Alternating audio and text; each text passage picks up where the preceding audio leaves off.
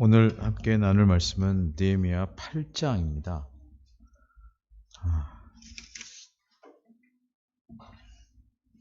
오늘은 느헤미야 8장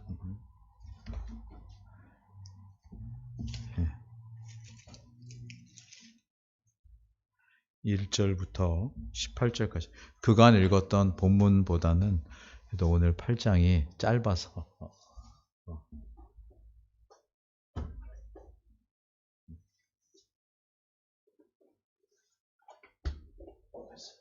됐습니다.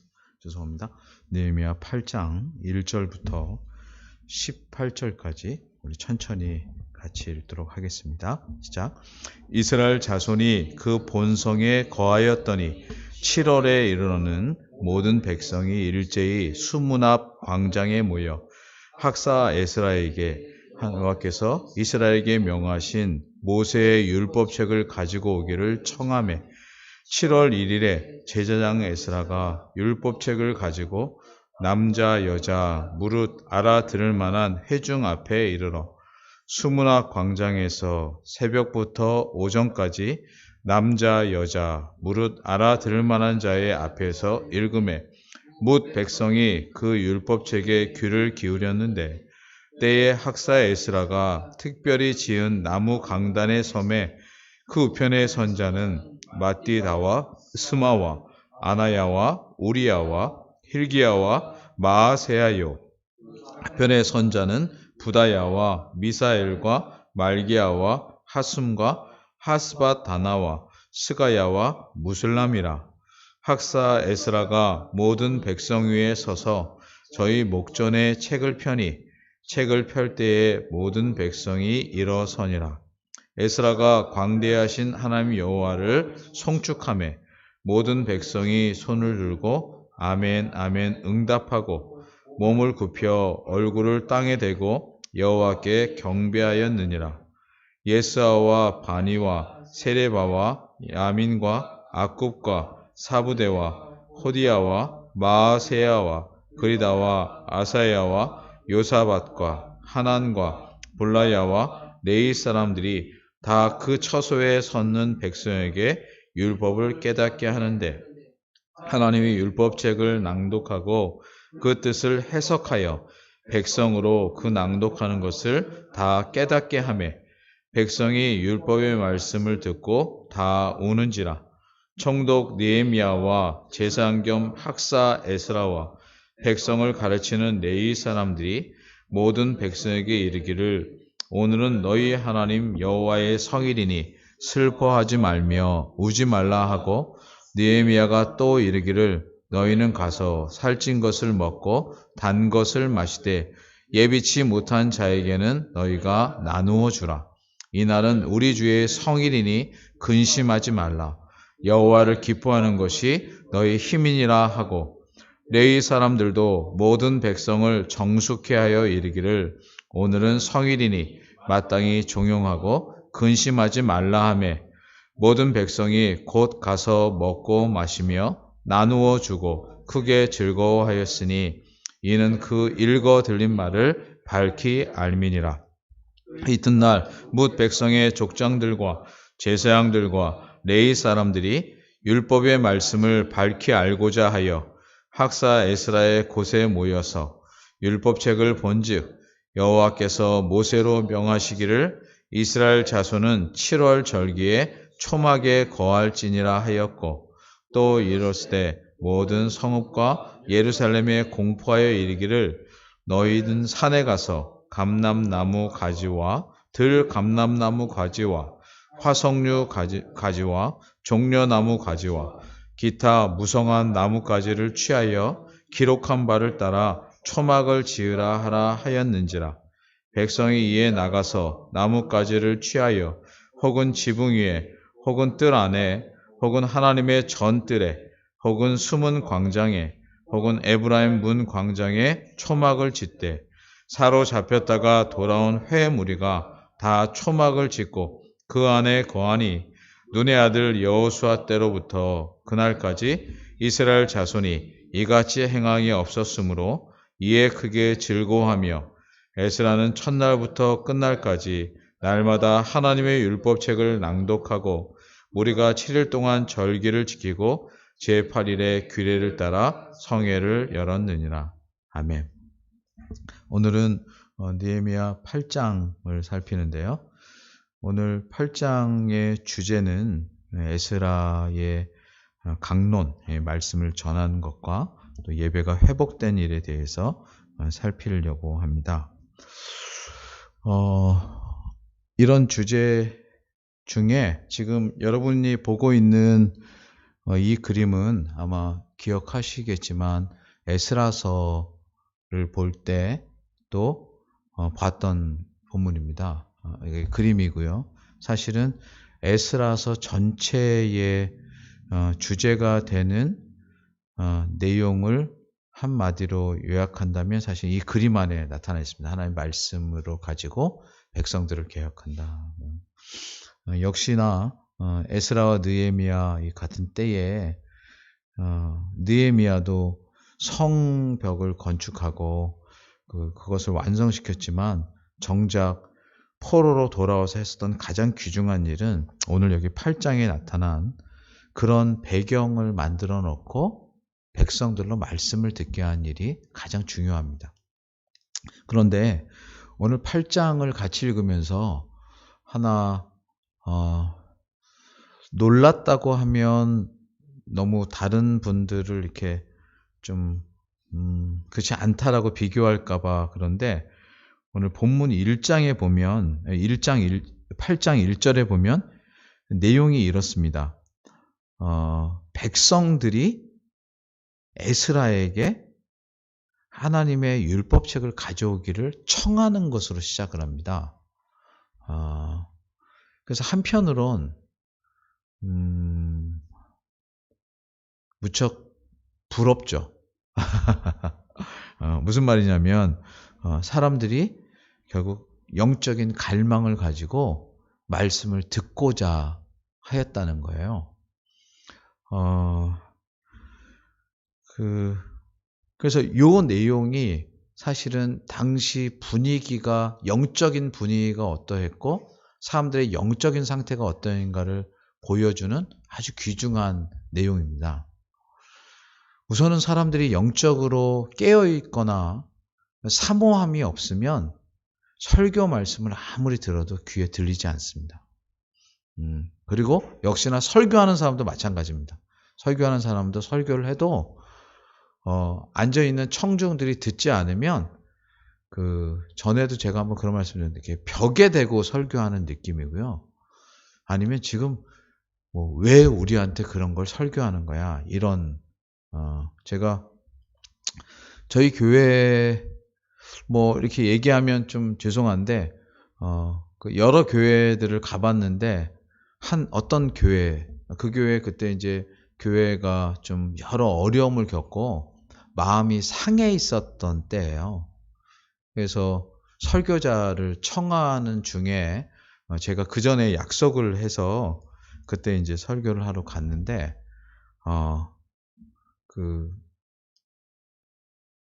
설교하는 내내 제가 느꼈던 느낌이 그거예요. 뭐라고 설교하나 보자 이렇게. 그래서 전혀 사실은 말씀에 대한 관심보다는 그냥 이렇게 예배를 드리러 앉아 있지. 이분들의 생각은 다른 데 있구나. 근데 유독 딱 한 분이 이제 그때 대표 기도를 했는데 그분 아주 말씀에 대한 갈망이 있었고 또 교회가 진리로 이렇게 서기를 무척이나 바랐던 분인데 그게 저한테는 큰 그래도 위로였어요. 그래서 3번이나 설교를 했는데 설교를 하면서도 그렇고 설교를 마치고도 아무튼 잊혀지지 않는. 근데 제가 8장 1절을 보면서 야, 성도들이 이렇게 말씀을 듣기를 원했구나. 그러면서 과거에 합신을 처음에 이렇게 시작할 때 설립자와 비슷하게 이제 저희는 얘기하는 정암 박윤선 목사님이 특별히 학생들에게 신학생들에게 설교했던 내용이 생각이 났습니다. 그분이 이제 이렇게 설교를 하셨는데 학생들이 막 은혜를 받은 거예요. 그래서 보통 채플이 아침 수업 끝나고 점심시간 전에 이렇게 하잖아요. 그런데 학생들이 너무 은혜를 받고 설교자가 그걸 느끼는 거예요, 영적으로. 그래서 점심을 건너뛰고 계속 말씀을 전하고 오후에도 말씀을 전하고 할 정도로. 그러면서 그 학생들이 했던 말, 제가 이게 잊혀지지 않습니다. 오늘 이 8장 1절을 보면서 우리에게 더 말씀을 해 주십시오. 여러분들은 어떠신지 모르겠어요. 근데 일반적으로 그렇잖아요. 현대 교회에서 설교가 조금만 길어지면 사람들 다 이렇게 지루해합니다. 저희 교회는 정말 귀한 경우예요. 1시간 넘게 설교를 해도 다 듣고 계시고, 예. 몇몇 분들만 화장실 가고 나가고 이렇게 할 뿐이지, 그래도 대부분은 다 듣는데,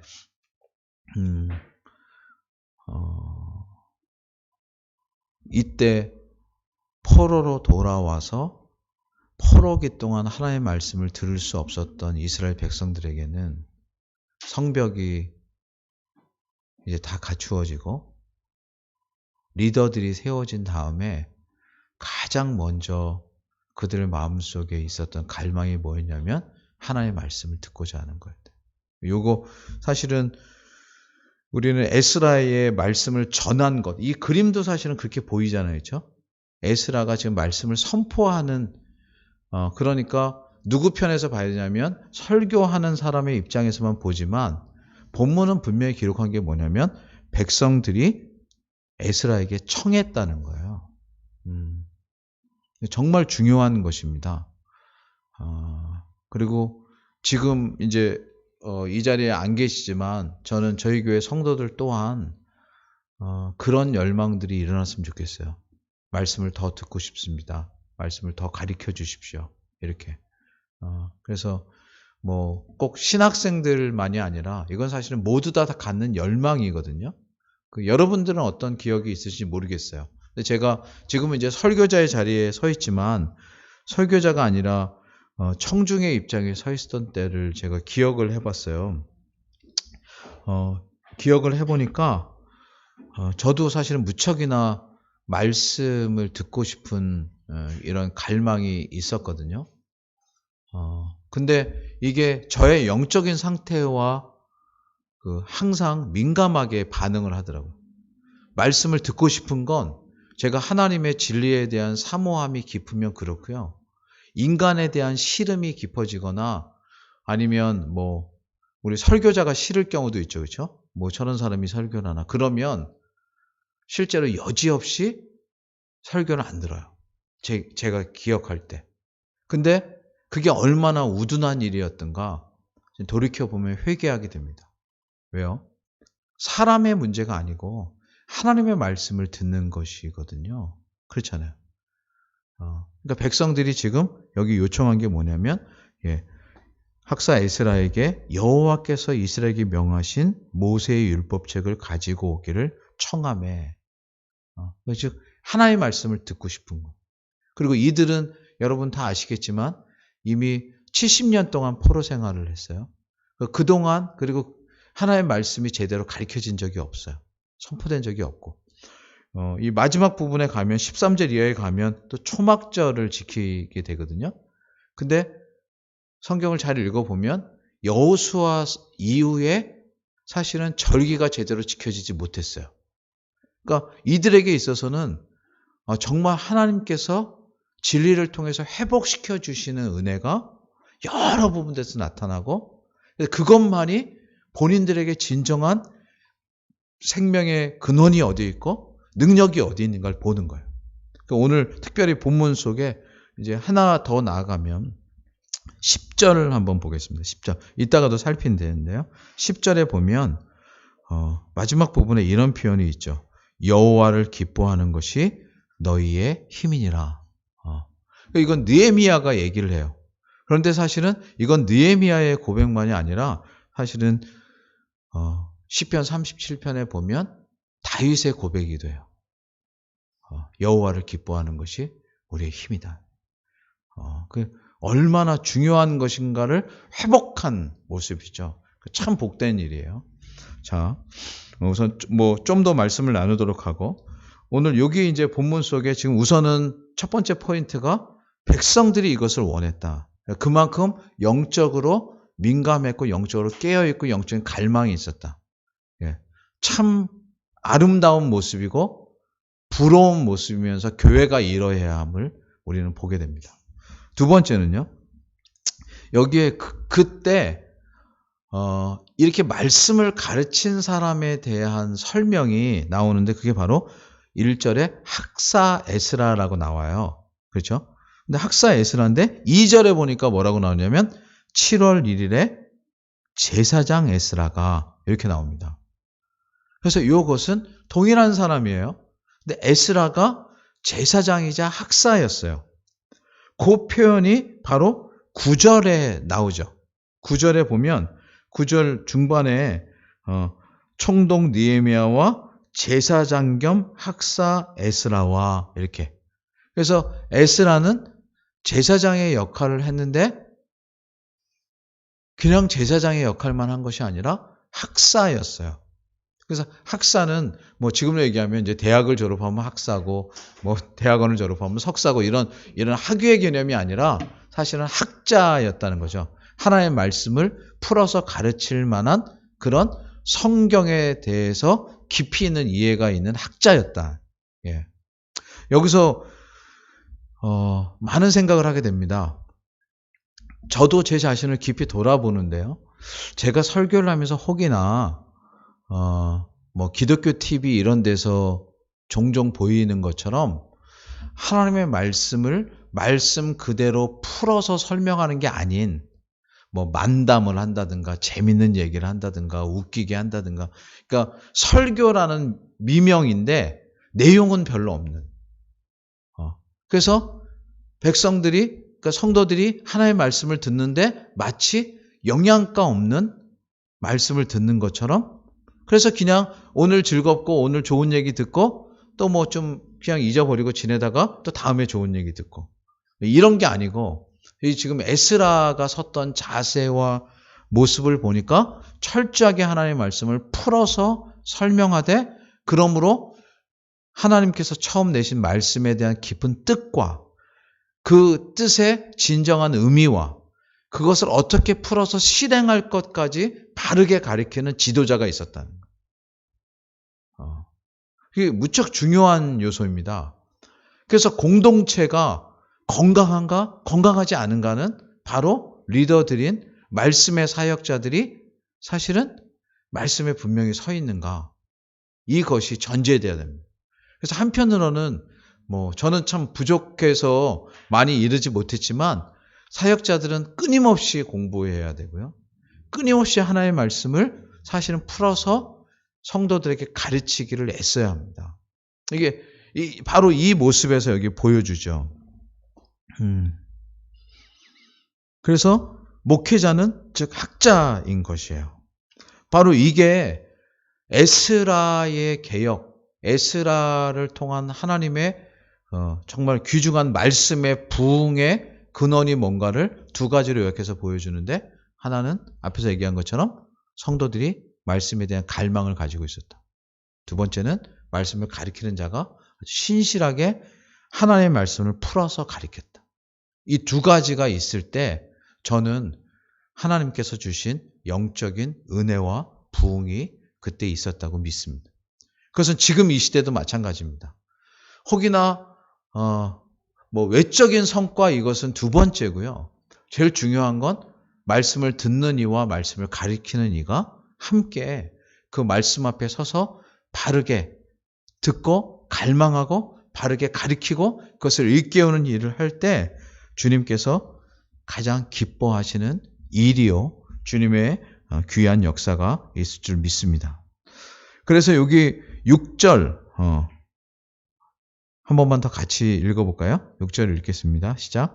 에스라가 광대하신 하나님 여호와를 송축하며 모든 백성이 손을 들고 아멘 아멘 응답하고 몸을 굽혀 얼굴을 땅에 대고 여호와께 경배하였느니라. 아멘. 그렇습니다. 제가 요 밑에 요렇게 적었는데요. 느헤미야 지금 서예요. 사실은 지금 저희가 읽고 있는 게. 근데 조금 전까지 에스라에 대한 얘기를 했잖아요. 그렇죠? 요거를 그러면 느헤미야서에서 보는 에스라의 사역을 이렇게 풀어서 설명할 수 있어요. 자, 조금 전에는 백성들, 그 다음에 에스라 이렇게 얘기했죠. 그러면 느헤미야서에서 이거를 말하고 있다고 할 때 느헤미야의 역할은 뭐였을까? 하면 느헤미야는 자신의 영적인 총독으로서의 지도력을 발휘해서 그런 환경과 여건을 만들었다. 오늘 마침 사실은 우리 성령제를 빼고 사역자들만 있는 이런 상황인데요. 저는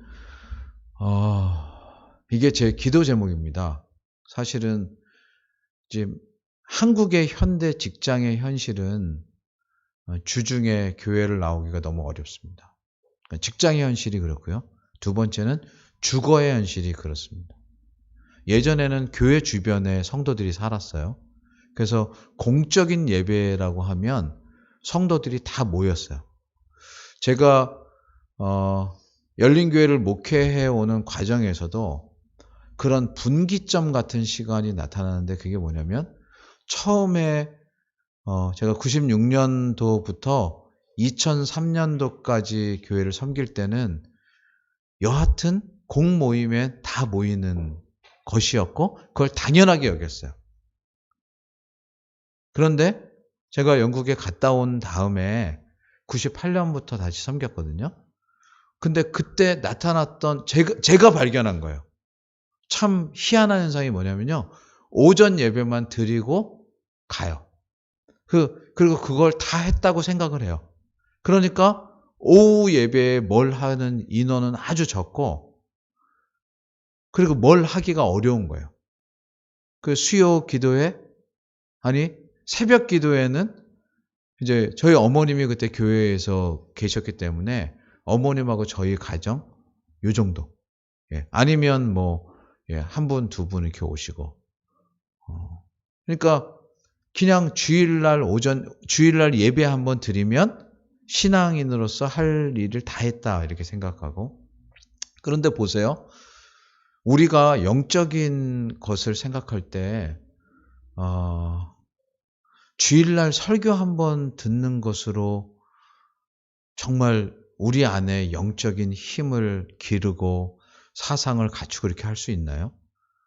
저는 그게 쉽지 않다고 생각합니다. 왜냐하면 많은 경우 직장에서 생활을 하면요. 주일날 말씀을 들어도 이렇게 보면 직장의 문화와 거기에서 생각하는 사고들이 묻어 나옵니다. 그래서 말씀으로 그것을 넘으려고 해도 그래서 제가 예배 시간에 자꾸 그 말씀 드려요. 합리적인 게 하나님의 초월적인 것을 늘 이겨요. 예. 그 대표적인 게 돈 문제예요. 교회는 계획을 세워서 돈을 벌어들이고 쓰는 것이 아니라 하나님이 채우셔서 하는 거거든요. 그러면 항상 교회는 하나님의 채우실 것을 바라보면서 나아가야 되는데 이게 안 되면 돈에 교회를 맞춰야 돼요. 그러니까 우리가 돈이 얼마 있으니까 얼마에 맞춰서 요만큼만 일을 하자. 그러면 그 말이 일면은 맞으면서도 일면은 틀린 게 뭐냐면 하나님의 일하심은 우리가 계획할 수 없는. 항상. 제가 이 얘기를 드리냐면 여기 이제 느헤미야는 총독으로서 있었잖아요. 그렇죠? 그러니까 느헤미야가 사실은 이런 여건과 환경을 만들어 놓는 거예요.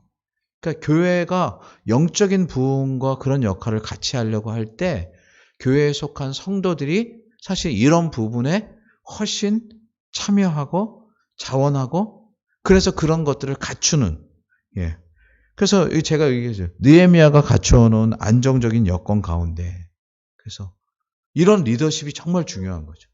교회 재직들이 정말 이런 환경들을 갖춰놓고 성도들로 하여금 그럼 갖춘다는 게 그분들이 다 책임을 진다 이런 게 아니고 정말 교회는 뭔가로 그런 여건들을 만들고 그 후에 말씀의 은혜와 말씀을 가르치는 일들이 같이 이루어지는 그래서 정말 저는 이때 더더욱 코로나 시대를 거치면서 하나 저희가 당회를 하고 재직회를 해도 느끼는 게 뭐냐면 이렇게 어려운 상황인데 하나님이 교회를 지켜오시고 인도하신다. 이게 고백이에요. 그럼 그게 모든 것에서 드러날 수 있어야 돼요. 따라서 이렇게 이제 세 박자가 맞춰지는 거죠. 그렇죠?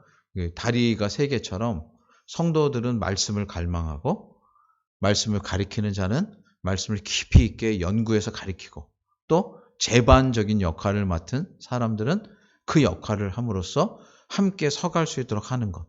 이때 이제 보여지는 모습이 바로 이러한 내용인 것입니다.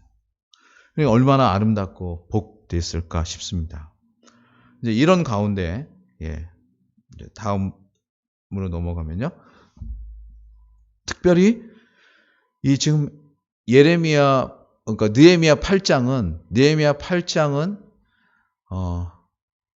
이스라엘의 영적인 회복과 하나님의 역사하심을 드러내는 일에 가장 중추적인 요소가 뭐였는가를 말하려고 특별히 율법책 그리고 율법의 말씀이라고 하는 단어를 10번이나 사용해서 실제로 이 말씀이 회복됐다는 걸 강조합니다. 자, 이걸 설명하기 위해서 잠깐만 여러분 시편 119편을 한 번만 가보겠습니다. 시편 119편. 시편 119편은 우리가 잘 아는 바와 같이 여호와의 말씀에 대한 내용인데요. 여기는 일부러 똑같은 얘기를 다른 표현을 통해서 하고 있습니다. 그래서 우리가 뭐 너무 시편 119편이 한 장으로 된 내용 중에 가장 많은 절을 가지고 있습니다. 176절을 가지고 있는데 그 중에 하나만 저희가 살펴보도록 하겠습니다. 9절부터 16절까지 말씀을 시편 119편 9절부터 16절 같이 한번 읽어볼게요. 시작. 청년이 무엇으로 그 행실을 깨끗게 하리이까? 주의 말씀을 따라 삼갈 것이니이다.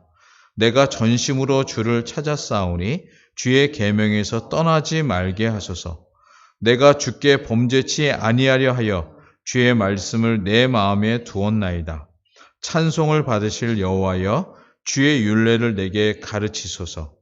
주의 입의 모든 규례를 나의 입술로 선포하였으며 내가 모든 재물을 즐거움같이 주의 증거의 도를 즐거워하나이다. 내가 주의 법도를 묵상하며 주의 도에 주의하며 주의 율례를 즐거워하며 주의 말씀을 잊지 아니하리이다. 아멘. 익히 아시는 분들도 계시겠지만 시편 119편은 지금 이렇게 매 절이 진행되면서 표현이 조금씩 다르지만 모두 다 똑같은 내용을 반복하고 있습니다. 그게 뭐냐면 9절에도 주의 말씀, 또 10절에 주의 계명, 11절에 주의 말씀, 12절 주의 율례, 13절 주의 입의 모든 규례, 또 14절 주의 증거의 도, 15절 주의 법도, 그리고 16절 주의 율례, 주의 말씀.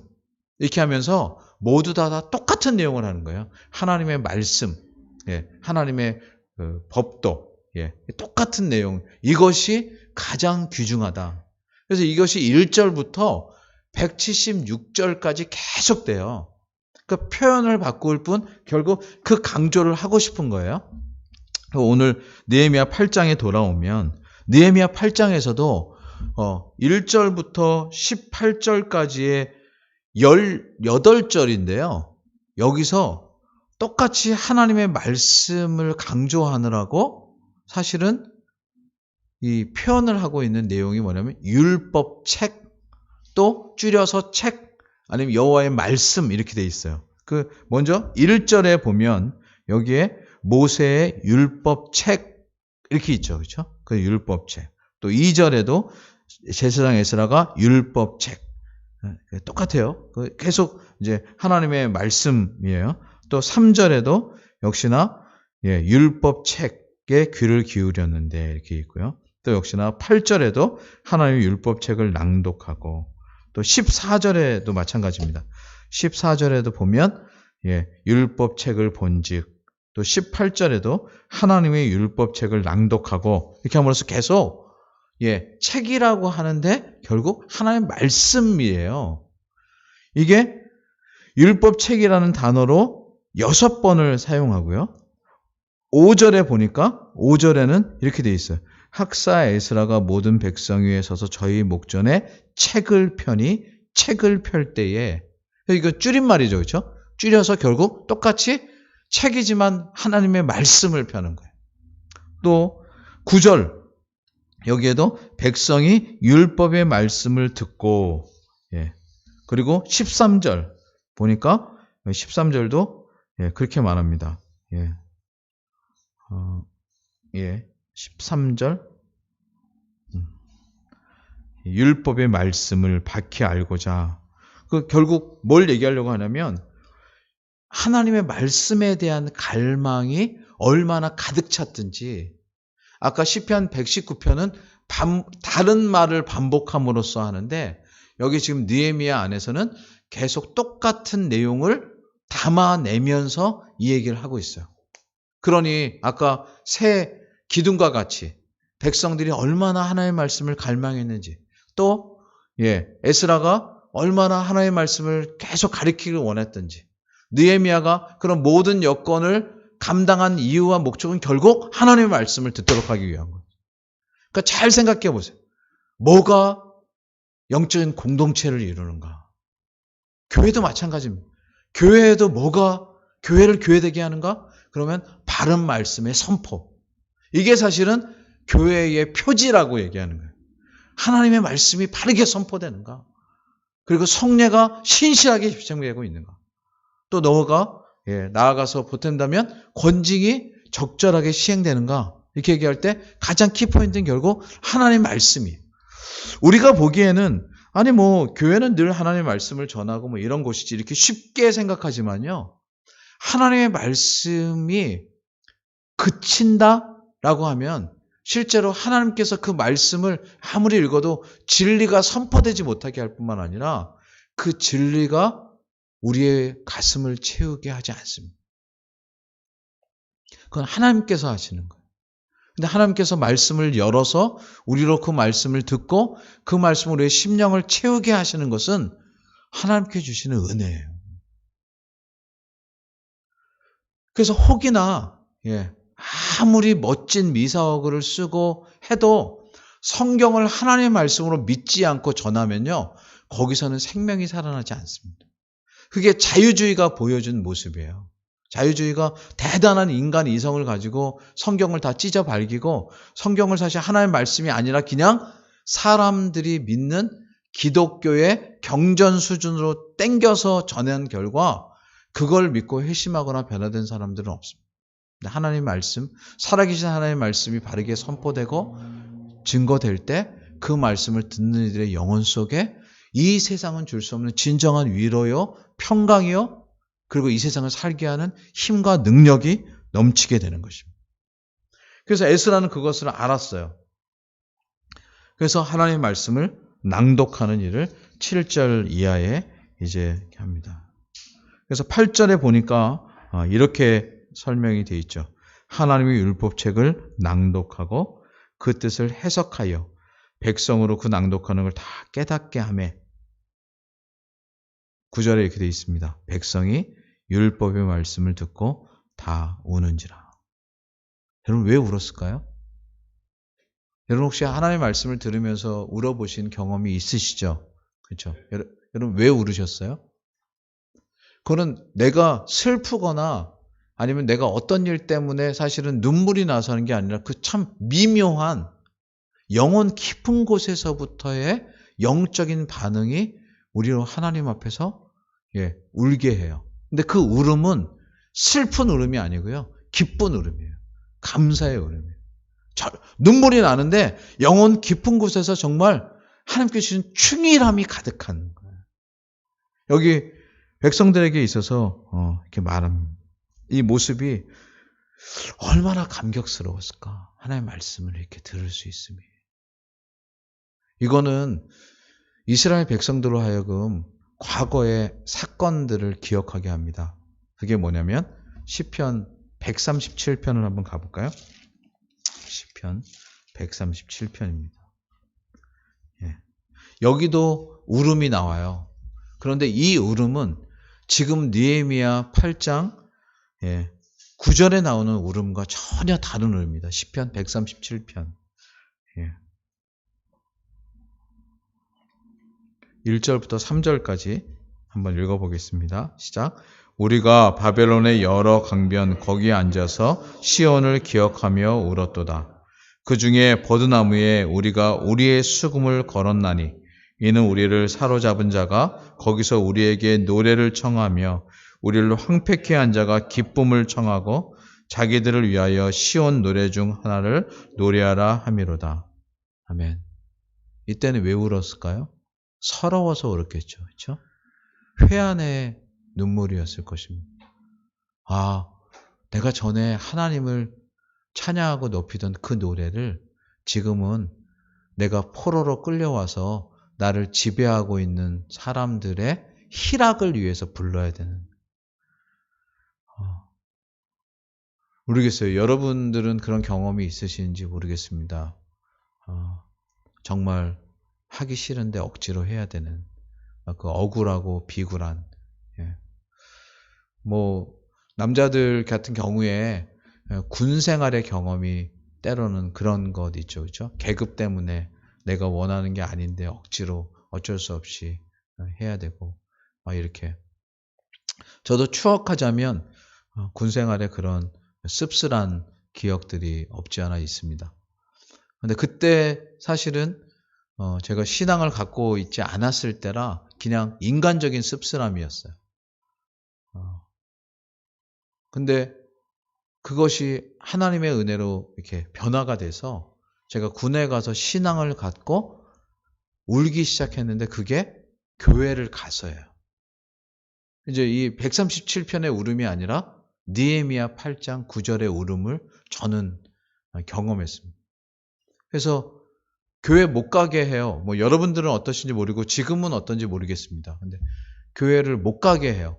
왜냐하면 교회를 가기에 너무 해야 될 일이 많아.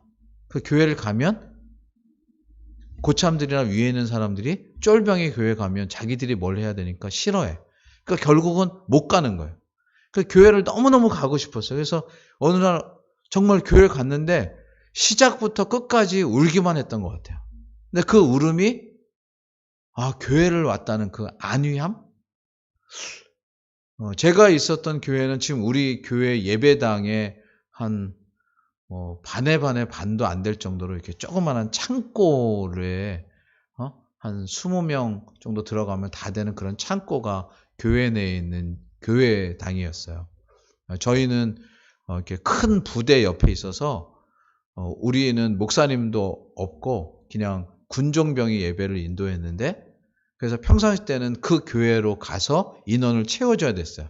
그러니까 거기 가면 실제로 사단장이나 뭐 이 군의 높은 사람들이 와서 예배를 드리는 옆에 들러리처럼 앉아 있었고 그래서 우리는 뭐 오거나 안 오든가 별로 관심이 없었는데 그래서 그냥 거기는 외출을 나간다는 입장에서 교회를 갔지만 부대 내에 있는 조그마한 창고는 언제 가도 안 오겠어요. 거기서 기도만 하면 그렇게 눈물이 났어요. 그래서 그때 이제 뭐 군종병 아니면 군종병이 휴가 가서 없으면 이제 교회를 다니는 뭐 선임들이나 이런 사람들이 이제 설교 한 5분 정도 했을까요? 그리고 찬송 부르고 뭐 집을 위해서 기도하고 부대를 위해서 기도하고 이제 기도하자고 하면 그냥 눈물이 줄줄줄줄 나오는 거예요. 왜 그렇게 눈물이 나왔을까? 뭐 쫄병인 마음에 서러워서도 나왔겠지만 한편으로는 거기에 그 있는 시간이 마치 따뜻한 위로를 받는 것 같은. 그래서 사실은 얼마 전에 제 아내랑 거기를 갔다 왔습니다.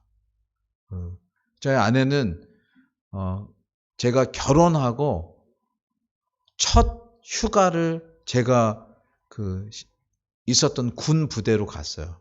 되게 싫어했어요. 거의 미친 사람이다. 근데 제가 왜 가자고 그랬냐면 내가 여기서 신앙을 가졌다.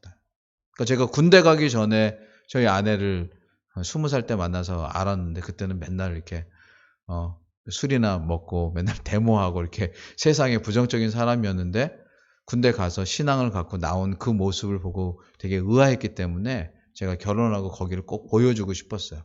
가서 또 거기에 직업 군인으로 있는 분도 만나고 옛날 얘기도 하고 뭐 이렇게. 예. 아무튼 여기 백성들이 율법의 말씀을 듣고 다 울었어요. 얼마나 감격스러웠을까. 예. 지금은 교회 일이 저한테 많이 익숙해지고 또 교회에 와서 할 일이 많아서 이렇게 기도하면서 울 수 있는 시간적 여유가 좀 적은 것 같습니다. 제가 이 대목에서 좀 하나 아쉬운 건 예배가 끝나면 좀 이렇게 기도하고 깊이 생각할 수 있는 시간이 좀 많았으면 좋겠는데 우리는 끝나면 서로 얘기하고 이러기에 되게 바쁩니다. 그러니까 사실은 교회 와서 하나님을 생각하고 하나님께 대해서 이렇게 내 마음을 드리는 데보단 예배 중에도 그렇기도 하지만 예배가 끝나면 더더욱 너무 교제하고 사람들을 보는데 우리의 마음들이 이렇게 빨리 돌아갑니다. 저는 좀 남아서 이렇게 기도했으면 좋겠고 그 기도 시간이 충분히 있은 다음에 또 같이 교제하고 이렇게 했으면 참 좋겠는데 저희가 공간이 하나 더 있어서 이제 보통 다른 데는 그렇게 돼 있거든요. 예배당이 있고 예배당 나가면 교제실이 있어요. 그러니까 예배당에서는 충분히 기도할 수 있도록 이렇게 하는 거예요. 그리고 교제는 나가서 이렇게. 그래서 거기서는 또 교제하고 이렇게 나누면 충분한데 저희가 그 두 가지를 같이 하는 터라 좀 그게 아쉽습니다만 아무튼 그래서 오늘 본문을 다시 보면 이렇게 얘기하면서 느헤미야가 아주 중요한 말을 합니다. 그게 10절이에요. 10절을 한번 같이 읽겠습니다. 느헤미야 8장 10절 시작. 느헤미야가 또 이르기를 너희는 가서 살찐 것을 먹고 단 것을 마시되 예비 못한 자에게는 너희가 나누어 주라. 이날은 우리 주의 성일이니 근심하지 말라. 여호와를 기뻐하는 것이 너희의 힘이라 하고. 아멘. 그렇습니다. 여러분에게는 뭐가 여러분의 힘이고 여러분에게 삶의 능력입니까? 느헤미야 이 8장 10절은 사실은 너무너무 중요한 말씀입니다. 여호와를 기뻐하는 것이 너희의 힘이다.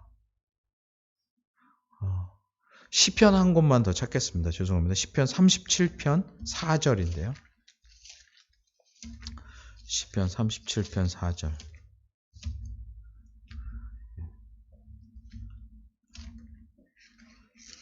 다윗의 고백인데 여러분 같이 7편 4절 같이 읽어보겠습니다. 시작.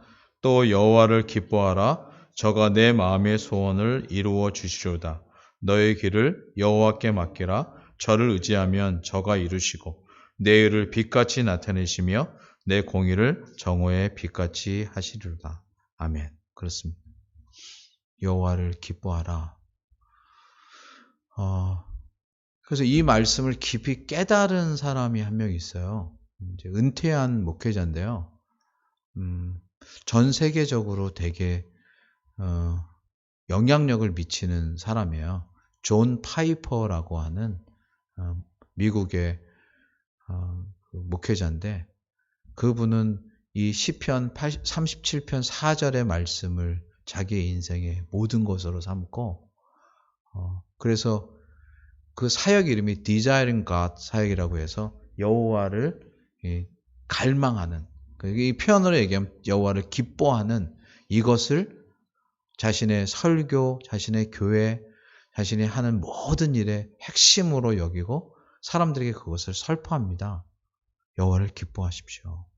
여호와를 정말 기뻐하십시오. 다른 거 말고. 혹여나 우리들에게 다른 게 기쁨이 될 수도 있죠. 뭐 예를 들면 뭐 자녀를 막 낳은 사람은 자녀가 얼마나 큰 기쁨이겠어요? 결혼한 사람은 그 배우자가 얼마나 큰 기쁨이겠어요? 또 내가 뭐 원하던 것들을 가지면 그것이 또 얼마나 큰 기쁨이겠어요? 그런데 그 기쁨은 다 유통기한이 있습니다. 유한합니다. 그렇죠? 예. 다 유한해요. 그런데 하나님을 기뻐하는 것은 영원합니다. 느헤미야가 바로 그 얘기를 했던 거예요. 여호와를 기뻐하라. 그래서 하나님의 말씀을 듣고 그 말씀을 통해 하나님의 나와 함께 하심을 깨닫고 그 하나님의 나와 함께 하심과 더불어 내 모든 것이 되신다는 고백을 가지고 살아가는 것만이 성도들에게 가장 큰 힘임을 실제로 에스라는 외쳤고 그것을 백성들은 반응했던 거예요. 예. 그래서 우리가 잘 아는 대유리문답이라고 하는 내용이 있어요. 그렇죠? 뭐 대유리문답, 소유리문답 똑같은데 기존에 우리가 너무나 대유리문답을 안 가리키고 소유리문답만 가리켜서 조금 더 풍성한 대유리문답에는 이렇게 써 있어요. 제1문에 사람의 으뜸되며 최고인 목적은 무엇입니까? 뭐 바꾸면 인생의 가장 우선하고 최고인 목적은 무엇입니까? 이 말 바꾸면 사람은 왜 사는 거야? 이런 질문이죠. 그렇죠? 그 질문 앞에 신앙의 선배들은 이렇게 말을 했습니다. 사람의 으뜸되고 최고인 목적은 하나님을 영화롭게 함과 온전히 하나님을 영원토록 즐거워하는 것입니다. 그래서 느헤미야가 이 말을 할 때 그것은 진짜 그냥 거기에 선 사람들에게 들리라고만 한 말이 아니라 온 우주에 하나님을 아는 자들이 일어날 때마다 가지라고 가르쳤던 귀중한 가르침이었던 것입니다. 느헤미야 자신이 그걸 알았죠.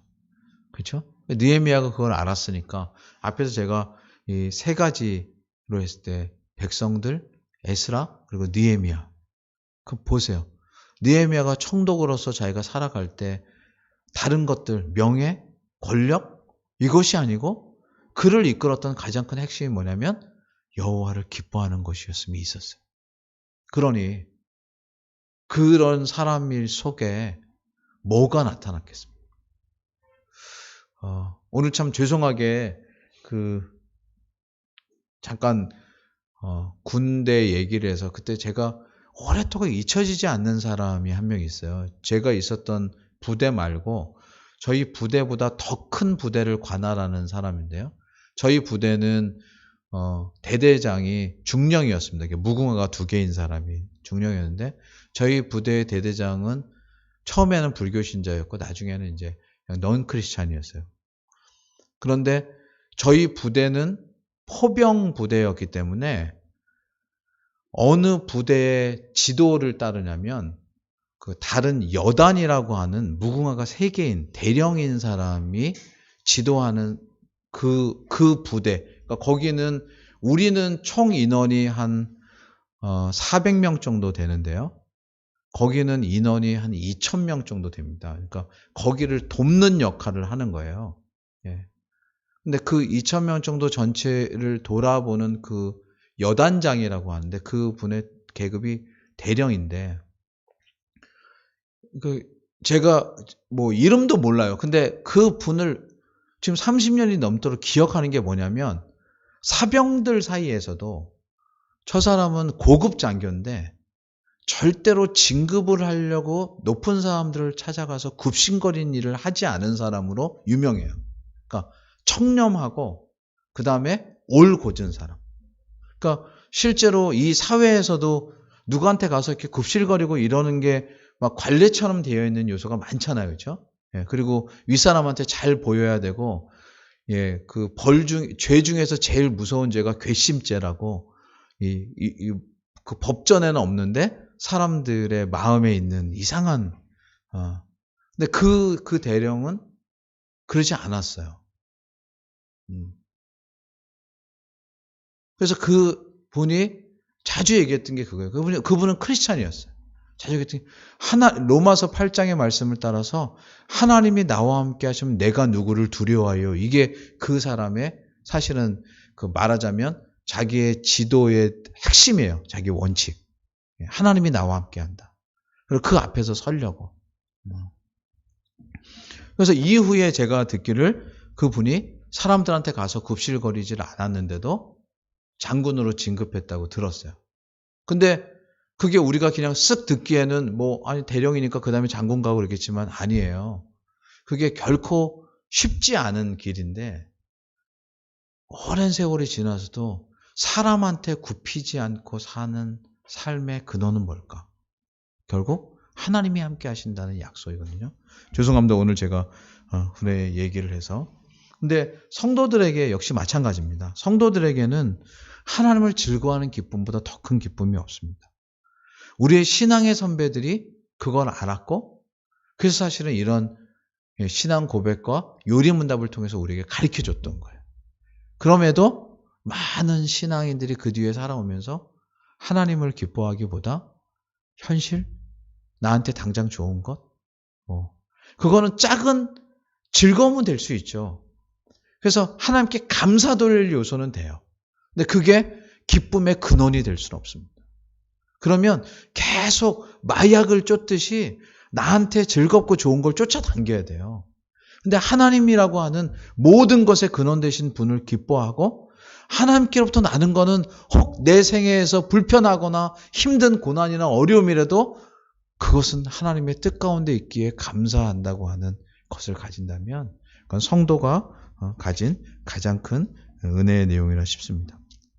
자, 이제 벌써 거의 마지막입니다.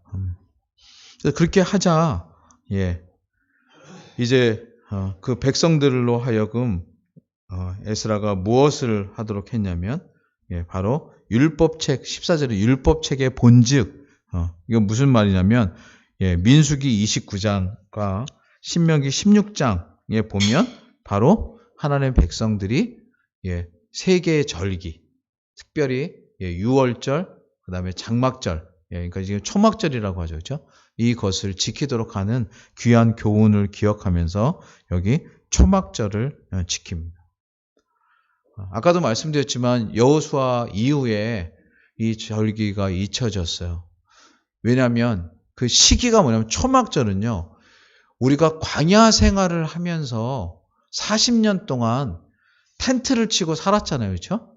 그런데도 중요한 핵심이 뭐냐면 하나님은 우리를 굶게 하지 아니하셨고 우리의 의복이 헤어지지 않았고 신발이 닳지 않게 하셨다는 하나님의 신실한 인도하심을 기억하는 일이에요.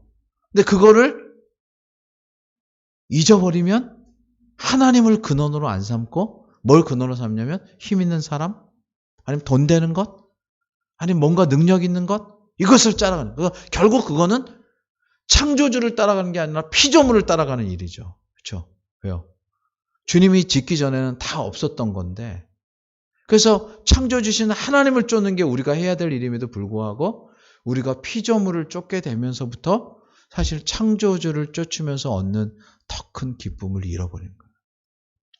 그래서 초막절기를 지키라고 해서 초막절기를 지키면서 이제 그 절기 동안 여기 오늘 본문 마지막 절 18절 요거 읽고 정리하겠습니다. 18절 보겠습니다. 시작.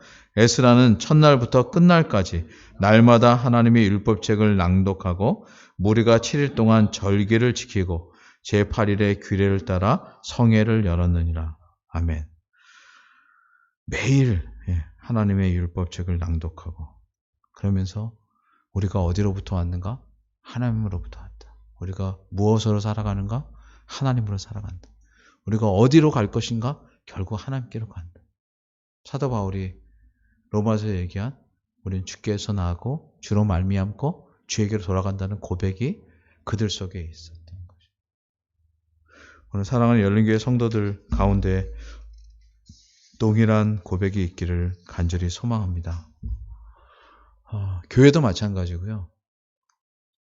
그래서 어떤 의미에서는 제가 종종 말씀드리지만 교회는 있는 사람들, 우리의 현실, 이걸로 우리의 삶의 내용을 삼거나 목표를 삼는 게 아니고 하나님께서 우리를 통해 하실 일, 하나님의 우리에게 주신 약속, 주님이 마침내 우리를 통해서 드러내고자 하는 그 사명을 따라서 서는 것입니다. 그래서 그러기 위해서라면 우리가 해야 될 일들이 크게 두 가지인데, 첫 번째는 말씀을 사모해야 되고요. 두 번째는 말씀을 따라서 살아야 됩니다. 그 하나님의 말씀을 듣는 것. 어느덧 지금은 너무나 많은 정보와 너무나 많은 소식들이 실시간 우리에게 쏟아져 들어옵니다. 모르겠어요. 저 이제 지금 이게 컴퓨터를 사용하는 것도 디지털 시대에 맞춰서 이렇게 하는 것이긴 한데, 어쩔 때는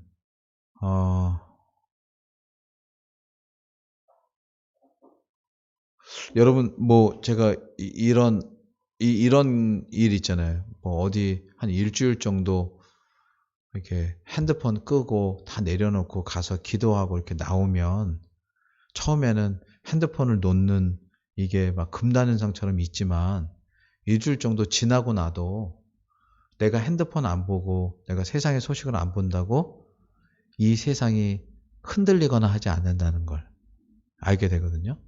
그러니까 결국 우리가 그런데 되게 예민해서 반응할 뿐이지, 실제로 하나님께서는 오늘 아침에도 해를 주시고 저녁에는 달을 주시고 우리라고 하면 잠을 자게 하시고, 그래서 하나님의 인도하심을 믿을 때 사실 그것보다 더 큰 위로와 안위가 이 세상에는 없습니다. 그거를 어디서 우리가 누릴 수 있는가? 바로 하나님의 말씀에서 누릴 수 있습니다. 오늘 다른 무엇보다도 느헤미야서 전체의 큰 가장 이 서플라이트가 집중되는 내용이 바로 여호와를 기뻐하는 것이 너의 힘이니라 하는 고백입니다. 사랑하는 성도들 가운데 그 고백이 오늘 그리고 내일 영원토록 넘치기를 간절히 소망합니다. 기도하겠습니다. 하나님 아버지, 이 저녁에 느헤미야 8장을 상고할 수 있도록 은혜 주셔서 감사합니다. 우리가 무엇으로 기뻐하고 무엇으로 근원을 삼으며 살아가는지 더더욱 돌아보는 저희가 되게 하여 주옵소서. 그래서 혹여나 현실이 우리 앞에 거센 물결처럼 다가올 때 그 현실을 마주하되 그 현실만이 아니라 그 모든 것을 지으신 하나님을 바라보는 저희들이 되게 하셔서, 그 하나님께로부터 나는 것은 때때로는 힘들고 어려운 고난일지라도 그 뒤에 담긴 더 큰 유익이 있음을 기억하게 하시고, 혹여나 당장은 내 마음에 드는 좋은 일이라 할지라도 그것보다 더 크신 하나님을 기뻐하는 법을 배우는 저희가 되게 하여 주옵소서. 하나님, 교회가 2020년을 이렇게 보내고 2021년을 준비하고 있습니다. 이때 더더욱 하나님이 행하신 일이 뭔가를 기억하며 하나님이 행하실 일을 바라보는 교회 되도록 도와주옵소서. 예수님의 이름으로 기도하옵나이다. 아멘.